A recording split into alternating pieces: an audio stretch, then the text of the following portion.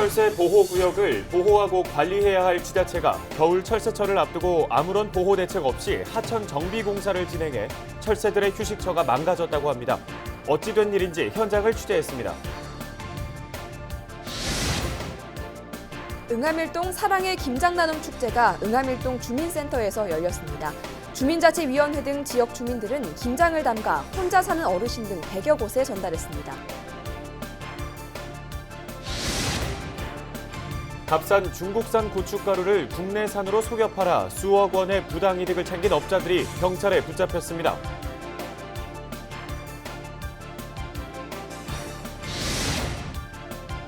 서울시가 사회복지시설과 저소득 취약계층 2만 가구에 겨울철 난방용품을 지원한다고 밝혔습니다.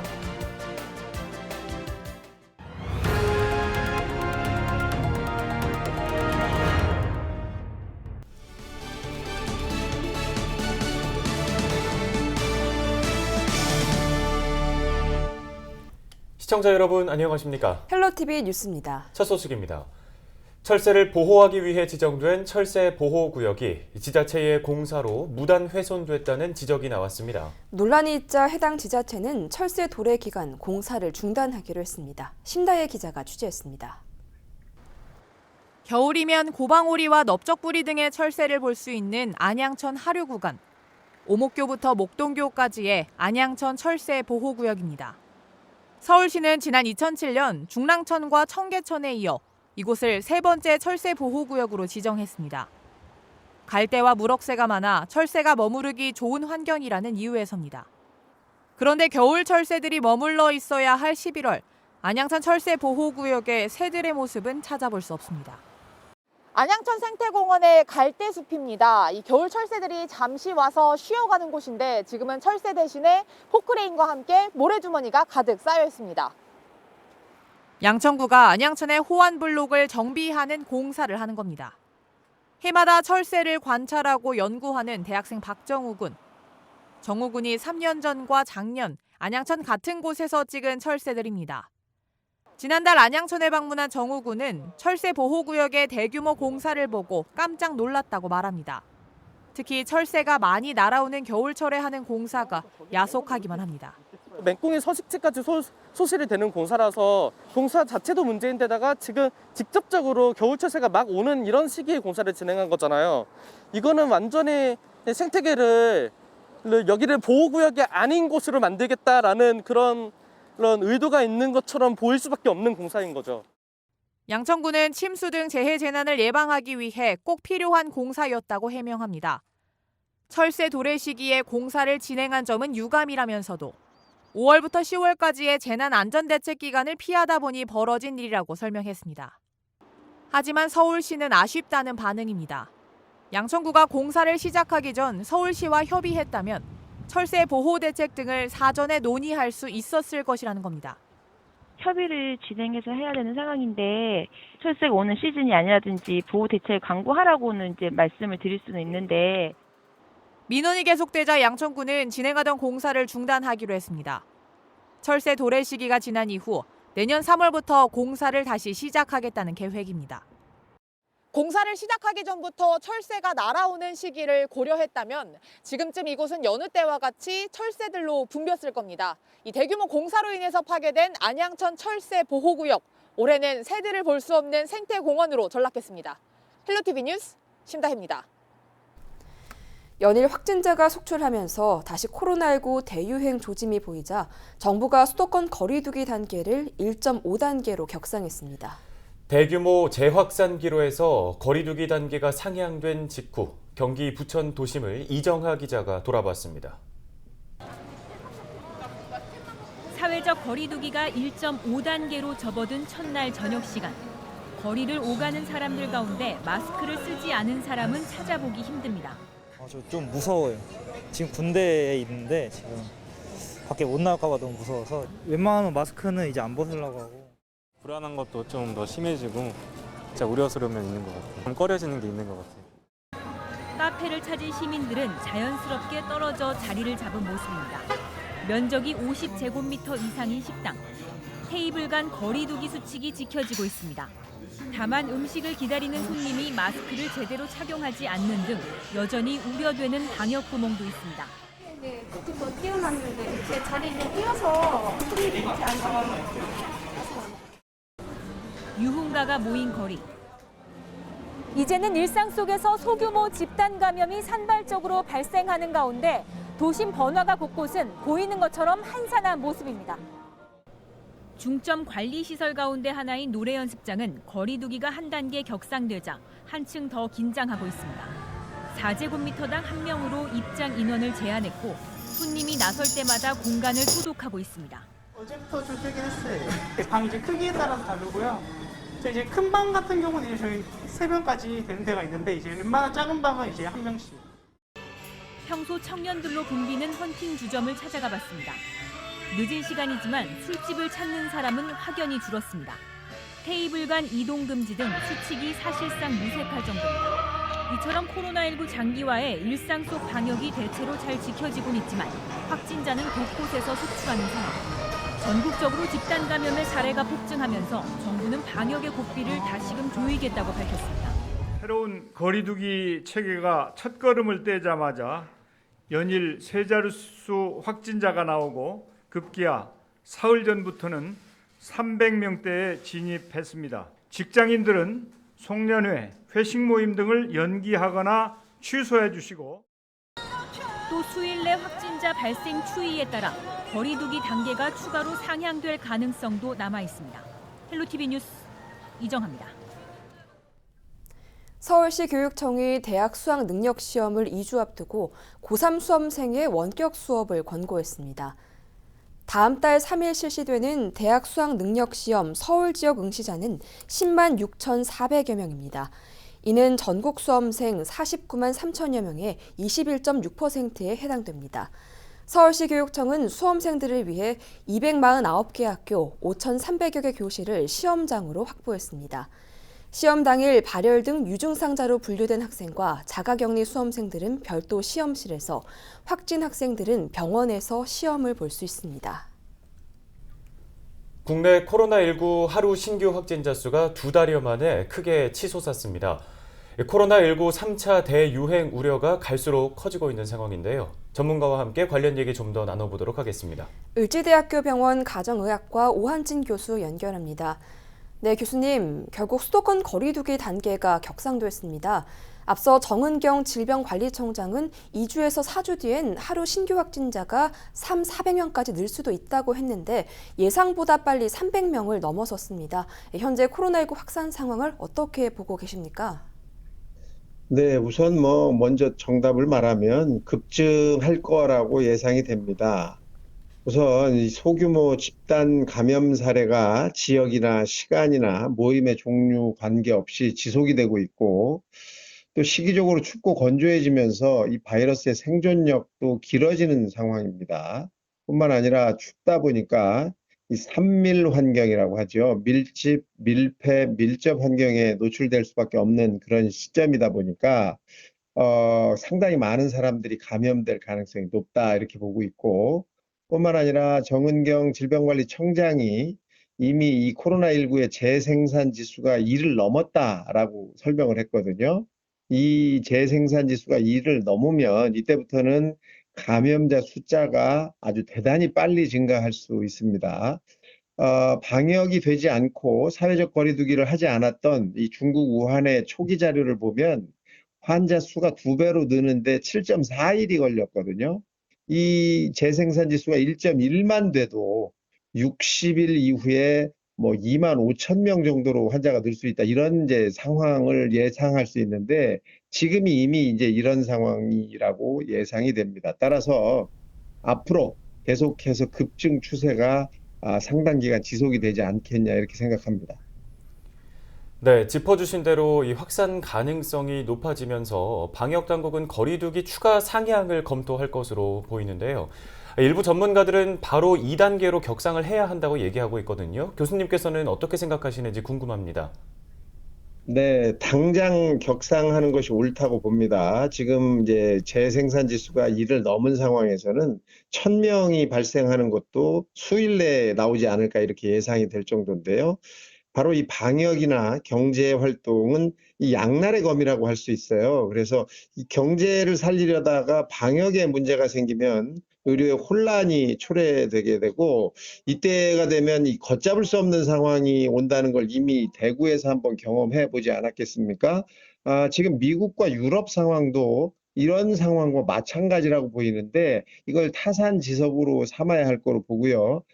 지금 당장 상향 조치를 해서 이 방역을 먼저 생각하지 않으면 이 경제까지 한꺼번에 같이 망하는 이런 상황이 올 거라고 예상이 되기 때문에 당장 상향해야 된다고 봅니다.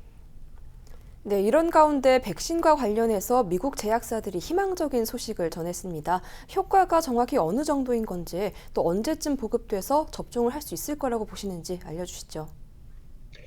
네, 미국의 화이자와 모더나라는 곳에서 백신을 만들었고 이미 이제 3상을 진행을 했죠. 그 결과를 발표했는데 이 코로나의 예방 효과가 95%, 또 한 군데에서는 94.5%이다라고 보고를 하면서 예방 접종을 할 수 있으니까 이제 코로나를 벗어날 수 있겠구나라는 희망이 생기고 있습니다. 이 두 가지 예방 백신은 다 나이나 성별이나 인종에 관계없이 효과가 유지되는 것으로 보고되고 있고 심각한 부작용이 없었다. 또 이 65세 이상 노인에서도 상당한 예방 효과를 보이고 있다라고 이제 알려져 있기 때문에 희망적이기는 합니다. 하지만 이 두 가지 백신 다 이 보관 조건이 약간 까다롭고 또 기간이 한정적이지 않느냐 이런 이제 의문점이 있고요. 또 이 두 가지 백신은 mRNA라는 것을 이용한 백신입니다. 이 mRNA를 이용해서 만들어내는 백신은 현재까지는 상업화된 적이 한 번도 없습니다. 즉 대량 제조한 경험이 전 세계적으로 전무하다는 것이죠. 그러다 보니까 이 백신을 만들어내는 어떤 환경이나 또는 그런 시설이 부족해서 백신은 만들어졌지만 대량 공급하는 데에는 더 시간이 걸리지 않겠느냐 이런 생각도 해보고요. 또 이 백신 제조에 필요한 시설, 용품이 아주 확보하는 데 상당히 어려움이 있다라는 보고들도 지금 나오고 있거든요. 그러다 보니까 아직은 백신이 효과가 있다 하더라도 우리가 접종을 해서 예방 효과를 얻을 때까지는 상당한 시간이 걸리지 않겠느냐 이렇게 생각이 됩니다. 뭐 접종 예상 시간을 맞추기는 상당히 어렵겠지만 현재 상황으로 봐서는 내년 후반기가 되지 않을까 이렇게 예상해 볼 수가 있겠습니다. 그러다 보니까 앞으로도 적어도 한 1년 정도는 우리가 이런 방역에 굉장히 힘쓰면서 이 시기를 지나가야 하지 않을까 이렇게 예상이 되고 있습니다. 네, 잘 알겠습니다. 답답하고 힘든 일상이 길어지다 보니까 많은 분들이 코로나19 백신에 희망을 품을 수밖에 없는데요. 안전한 백신을 접종할 수 있을 때까지 방역에 더 집중을 해야겠습니다. 지금까지 을지대학교 병원 가정의학과 오한진 교수였습니다.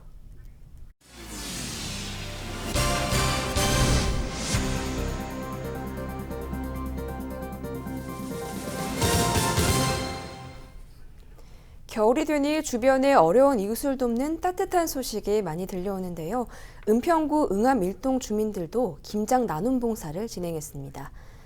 응암일동 김장 나눔 축제가 20일 응암일동 주민센터에서 열렸습니다. 이번 김장 나눔 행사는 응암일동 주민자치위원회가 주최하고 지역 주민 30여 명이 참여했습니다.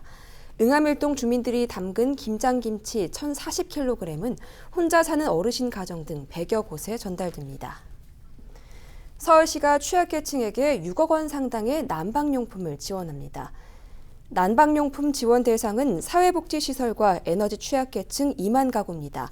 에너지 취약계층은 소득의 10% 이상을 난방비 등 에너지 비용으로 지출하는 가구로 기초생활수급자나 차상위 계층입니다. 서울시는 이번 난방용품 지원은 서울시 에너지 복지 시민기금으로 마련했다고 밝혔습니다. 중국산 고춧가루를 국내산으로 속여 판 업자들이 경찰에 붙잡혔습니다. 서울시 민생사법경찰단은 값싼 중국산 고춧가루를 납품받아 국내산으로 속여 판매한 유통업자 A씨를 구속했다고 밝혔습니다. A씨는 중국산 고춧가루에 국내산 고춧가루 100% 스티커를 붙여 인터넷 쇼핑몰에서 팔아 약 5억 3천만 원의 부당이득을 챙긴 혐의입니다. 원산지를 거짓으로 표시해 판매할 경우 7년 이하의 징역 또는 1억 원 이하의 벌금에 처해질 수 있습니다. 양천 장수문화대학의 수강생들이 온라인으로 수료식을 했습니다. 사진으로 확인해 보시면 학사모를 쓴 어르신 학생들이 모여 있고 대형 화면에는 학생 개개인의 얼굴이 작은 영상으로 보입니다. 장수문화대학은 양천구의 어르신 특화교육 프로그램인데요. 매년 동주민센터 등에서 운영했지만 올해는 코로나19로 비대면 방식의 온라인 개강을 시작했습니다. 양천 장수문화대학 수강생들은 스마트폰 사용 방법과 무인 주문기계 키오스크 사용법 등을 유튜브 영상으로 배웠는데요. 온라인 수업과 수료식이라는 특별한 경험을 한 어르신 학생들, 코로나 이후에 첫 수료생이 됐습니다. 서울시가 광화문 광장 재구조화 사업을 흔들림 없이 추진하겠다는 의지를 시의회 시정 질문을 통해 재차 밝혔습니다. 네, 또 집값과 부동산 문제를 두고서는 수요를 관리하면서 공공임대를 늘리겠다는 기존 방침을 재확인했습니다. 유민호 기자의 보도입니다. 서울시는 걷기 편한 공원 같은 광화문 광장을 만들기 위해 그제 공사를 시작했습니다. 시의회 시정질문에선 시장 보궐선거를 5개월 앞두고 무리하게 공사를 밀어붙였다는 비판이 나왔습니다. 이런 볼품없는 졸작, 국민들이 반대 속에서 왜 그렇게 못해서 안달이신가? 충분한 논의를 거쳤단 서울시. 보행권과 도심 경관을 고려한 광장의 재구조화에 대한 추진 의지를 명확히 밝혔습니다. 2016년부터 시작해서 계속해서 논의를 하고 있고 4년 동안 한 400회 이상 논의를 했습니다. 관계기관 협의도 했고 그래서 방금 말씀드린 대로 의사결정이 완료된 것을 당연히 해야 될 것을 지금 추진하고 있습니다. 최근 집값 상승과 전세난을 두고선 공공임대를 늘리는 방식으로 공급을 확대하겠다고 답했습니다. 유동성이 증가하고 있고 또 이런 부분들이 있어서 또 가수요도 있습니다. 투기 수요 억제, 또 개발 이익 환수 이런 것들이 사전에 전제된 상태에서 공급 확대도 병행돼야 된다고 생각하고 있습니다. 이런 가운데 일부에서는 서울시가 역점 사업인 도시재생을 위해 지난해 2월 설립한 사회적 협동조합 서울 CRC의 각종 일감을 몰아줬다는 의혹도 제기됐습니다. 서울 CRC가 설립되고 1년 만에 서울시의 용역가 민간위탁 7건 약 90억 원을 수주했습니다. 상식적인 생각으로 이게 가능한 일인가요? 시 관계자는 사업 초기 단계에서 전문가로 이뤄진 서울 CRC가 여러 부문에서 일을 하는 것으로 보인다고 말했습니다. TBS 유민호입니다. 서울시의회가 의정활동 유지를 위해 정부 지침보다 강화된 방역 대책을 시행한다고 밝혔습니다. 서울시의회는 19일부터 모든 의정활동에 정부 2.5단계 수준의 거리두기 방역 조치를 적용하는데요. 이에 따라 회의 참석 인원은 30명 이내로 제한되고 본회의 방청과 참관은 전면 중지됩니다. 서울시의회 김인호 의장은 단 한 명이라도 확진자가 발생하면 모든 의회 일정이 중단되기 때문에 정부보다 강력한 방역 지침이 필요하다며 강화된 방역 지침을 지켜 의정 공백이 발생하지 않도록 하겠다고 강조했습니다. 은평구의회 행정복지위원회 의원들이 지난 18일 진관사 한문화 국제체험관 건립 현장을 방문했습니다. 은평구의회는 이날 행정복지위원회 의원들이 현장을 찾아 공사 진행 상황과 시설의 안전 상태 등을 확인했다고 밝혔습니다. 진관사 한문화 국제체험관은 산사 음식과 다도 등 한국 전통 문화를 체험할 수 있는 공간으로 내년 2월 완료 예정입니다. 양천구가 내년 1월 구립 신정종합사회복지관 안에 신정 데이케어 센터를 개소할 예정이라고 밝혔습니다. 신정 데이케어 센터는 신정종합사회복지관 4층에 위치하며 국민건강보험공단에서 장기요양 3에서 5등급 또는 인지 지원 등급을 받은 어르신들이 이용할 수 있습니다. 센터 이용 시간은 주중 오전 8시부터 오후 7시까지인데요. 주간에는 인지 기능과 신체 기능을 향상시킬 수 있는 다양한 프로그램이 운영될 예정입니다.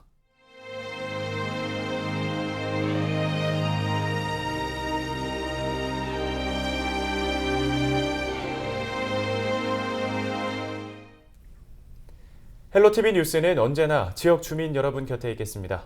함께해 주신 여러분 고맙습니다.